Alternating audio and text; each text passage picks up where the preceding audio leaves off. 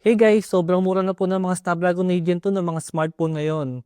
Mga nasa less than 15,000 na lang po sila pagka naka-sale. Tulad po nitong si OnePlus, nasa around 12,000 na lang po siya sa may base version niya pagka naka-sale.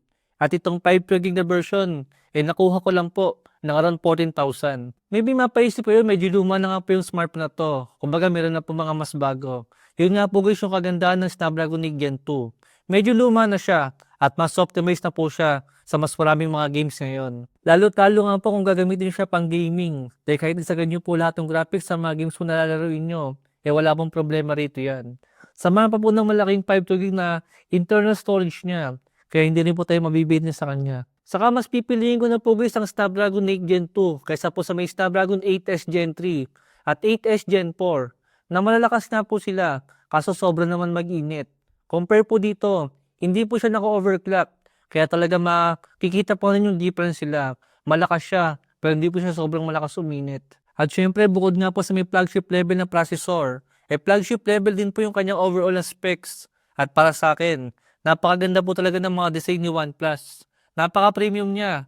At mararamdaman niyo pa rin din sa pagiging flagship niya kahit medyo luma na siya. Itong camera po niyo guys, wala po siyang fake camera dyan. Triple camera siya na mayroong 50 megapixel na main camera. 8 megapixel ultra wide. Saka po isang 2 megapixel ang macro lens. Hindi po tulad guys ang maraming mga smartphone na mga lumalabas ngayon. Maglalagay lang po ng maraming bilog dyan sa may likod niya. Pero magugulat ka, naka single camera lang pala. To be honest, mas gusto ko po yung ganitong klase ng camera module. Compare nga po sa may OnePlus Ace 5 na pabilog lang po siya. Masyado po siyang plain para sa akin. Saka sobrang nakakapanibago makahawak po ulit ng medyo makapal na smartphone. Dahil feeling solid po talaga siya at di siya madulas sa may kamay pagka ginagamit. Then hindi nga siya matte texture, naka-glossy back po siya. Pero medyo hindi naman po halata yung mga smudges sa may likod niya. Pagka po gagamitin siya ng walang case. Medyo nakakapanibago na po makakita ng mga ganitong klase ng mga smartphone dahil madalas nga po yung mga lumalabas sa mga bagong smartphone yung 2025. Puro mga naka-matte texture na nga po sila. Dahil lang kagandahan nga po ng mga matte texture ng mga likod, malinis po silang tingnan. Pero ang problema po is madulas naman po silang hawakan. Compare po dito guys, glossy po siya. Pero pagka medyo pasmado ka, medyo hindi niyo po mabibitawan yung ganitong klase ng smartphone. Dahil madikit nga po siya sa may kamay niyo. Kumbaga, komportable po siyang hawakan. Samahan pa nga po ng curved display. Even po yung likod niya guys is naka-curve din. Kaya masarap po siyang hawakan. Meron po siyang 6.74 inches na merong AMOLED 120Hz refresh rate, HDR10 pa sa display with 1.5K resolution at Asahi protection sa may display niya. Kahit luma na tong si OnePlus, still maganda pa rin po yung kanyang display compare po sa maraming smartphone na lumalabas ngayon. Mga smartphone po ni OnePlus case ang best example na pwede naman tayo makabili ng smartphone na hindi lang malakas yung processor, pero panalo rin po yung display. Tapos lalong maganda rin po yung software niya, dahil nga po optimize siya. Tapos wala nga rin po siyang bloatware.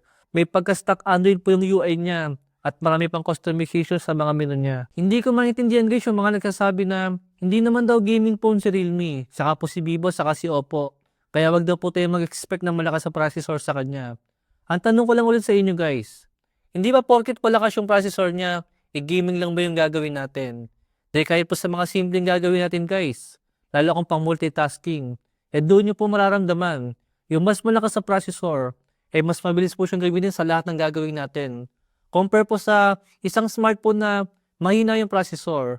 Yes guys, hindi mo siya ipang-gaming. Pero katagalan po, babagal din po siya. Kaya sa mga normal na ginagawa natin, mararamdaman nyo po na mas mabagal siya compare po sa mga smartphone na merong malakas na processor. Tulad ng bagong labas po ng Vivo V50 Lite. Grabe yun guys, para sa may 15,000 po na SRP. Naka 4G data lang po siya. At meron po siyang Snapdragon 685 na processor. Dapat guys, nasa kulang siguro pwede na sa may 7K. Dapat nga sa may 5K na lang po yung ganyang klase ng specs. Ang kaso may mga nagsasabi po na camera daw po yung maganda kay Vivo. Yes guys, totoo naman yan. Pero hindi po lahat maganda yung camera ni Vivo. Dahil nakagamit po akong isang V40 Lite. Grabe guys, sobrang pangit po ng camera nun. At syempre, ganoon din po sa mga smartphone ni Poco. May mga nagsasabi na pagka daw po Poco, malakas ang performance niyan. Maganda sa may gaming. Actually guys, medyo totoo naman yon. Pero syempre, hindi naman po natin pwedeng i-general po lahat. Na pagka po sinabing Poco, lahat na po ng smartphone ni Poco, malakas sa may gaming. Pero syempre, kung uusapan po na X series o F series, yun guys, maganda po talaga yon. Pero kung M series or C series ng mga Poco, iasahan nyo na po, medyo mahina po yung mga performance nila. Kumbaga hindi po natin pwedeng ilahat na pagka po sinabing Vivo, maganda po lahat ng smartphone nila pagdating sa may camera. At ganoon din po kay Poco. Kapagka sinabing Poco, lahat po ng smartphone nila, malakas po lahat ng performance. Siyempre kasama rin naman po ang OnePlus doon. Hindi naman po lahat ng OnePlus ng mga smartphone, napakaganda po ng mga specs. Pero kung usapan nga po sa mga China ROM, doon po guys, hindi po tayo magkakamali sa mga OnePlus. Pero dito po sa mga global release, may mga sablay din po ng mga OnePlus. Ang main point ko lang po dito guys, kung bibili lang din naman tayo dapat ng isang smartphone, dapat po yung hindi lang po malakas. Dapat yung hindi lang po maganda yung display. Dapat hindi lang po maganda yung camera. Dahil pero po mga smartphone na overall na specs niya, walang tapon yung specs. Hindi yung malakas lang pero pangit yung camera. Yung iba matagal ngang malobat pero mabagal naman. Or maganda nga yung camera, kaso napakamahal naman at mahina yung processor. Dahil itong camera nga po ng OnePlus Ace 2 Pro, maganda siya. Ito po yung ilang sample natin. Meron po siyang 50 megapixel na main camera. Yan po yung mga sample shots natin ng 50 megapixel na main camera niya. Kung gusto niyo ng mga high resolution na picture, yung bang kahit i-zoom nyo, malino pa rin. Yan po guys, meron po tayo dyan. Meron din po siyang 8 megapixel ultra wide. Magandang gamitin po yung ganyang klase ng camera. Kung mga nasa pasyalan po kayo, na meron po mga magagandang tanawin. Then ito naman po yung sample ng 2 megapixel ang macro lens. Kung kailangan nyo nga po ng mga close-up shots, yan po guys, medyo magagamit nyo rin po yan. Sa video natin, meron nga rin po siyang 4K 60fps sa may back camera niya. Then 1080p lang po and 60fps lang po sa may front selfie camera.